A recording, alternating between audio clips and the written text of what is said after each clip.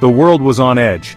A Cold War gripped the planet. Two superpowers, the United States and the Soviet Union, stood in opposition.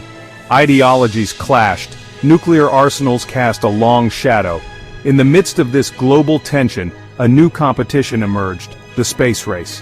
It began with a resounding shock. The Soviet Union launched Sputnik, the first artificial satellite, into Earth's orbit in 1957. The world watched in awe. This small beeping sphere represented a giant leap for mankind and a significant victory for the Soviets in the eyes of many. The United States, caught off guard, felt a profound sense of urgency. The space race became a tangible symbol of technological superiority.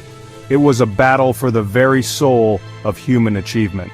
Both nations poured resources into rocket development, satellite technology, and ultimately, the dream of sending humans beyond the bounds of Earth. The stakes were incredibly high. Success in space represented not just technological prowess, but also ideological dominance. It was a battle for the hearts and minds of people worldwide. On May 25, 1961, President John F. Kennedy stood before Congress and delivered a speech that would alter the course of history. With conviction in his voice and a glint of determination in his eye, he issued a challenge that resonated throughout the nation and the world. I believe that this nation should commit itself to achieving the goal, before this decade is out, of landing a man on the moon and returning him safely to the Earth. These words electrified the nation. Kennedy's bold vision galvanized the American people. The race to the moon was no longer just about surpassing the Soviets. It was about pushing the very limits of human ingenuity and courage. It was about demonstrating the power of human will to overcome seemingly insurmountable obstacles. The task was monumental, fraught with unknown dangers and technological hurdles.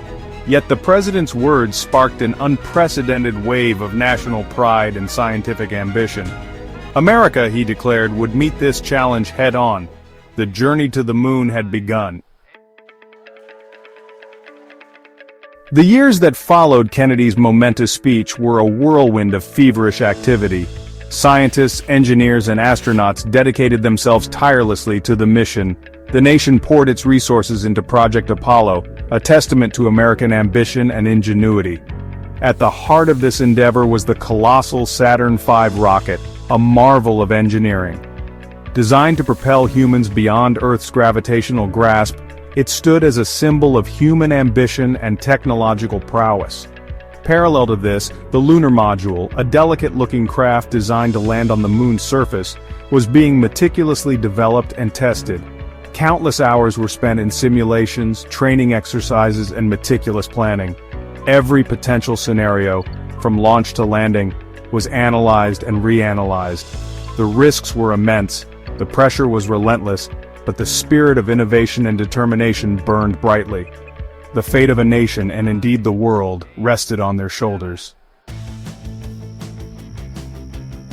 July 16, 1969 dawned bright and clear at Cape Kennedy, Florida. A controlled chaos reigned as the final countdown for the launch of Apollo 11 commenced. Millions held their breath around the world, their eyes glued to television screens. At precisely 9:32 a.m. Eastern Daylight Time, the engines of the mighty Saturn V rocket ignited, unleashing an inferno of fire and thunder. The ground trembled, and a plume of smoke billowed into the sky as Apollo 11, carrying astronauts Neil Armstrong, Buzz Aldrin, and Michael Collins, ascended slowly at first, then with increasing speed. The roar of the engines reverberated through the air, a physical manifestation of the immense power required to break free from Earth's gravitational embrace. As Apollo 11 cleared the launch tower, a collective cheer erupted from mission control and homes around the world. Humanity was on its way to the moon. With Earth shrinking behind them, the astronauts of Apollo 11 embarked on a journey unlike any before. They traveled at speeds never before achieved by humans, hurtling through the vast emptiness of space. Days turned into nights as they journeyed towards their destination.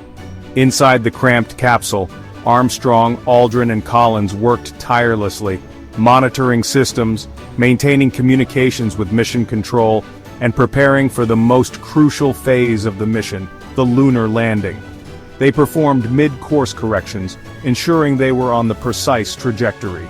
They photographed the receding Earth, a blue and white jewel against the black backdrop of space. Every hour brought them closer to their destination. The tension inside the spacecraft was palpable, a mixture of anticipation and trepidation. The world watched and waited, holding its collective breath as Apollo 11 ventured into the unknown. Like and subscribe to Historic for more incredible moments that shaped our world. The past is waiting, let's explore it together.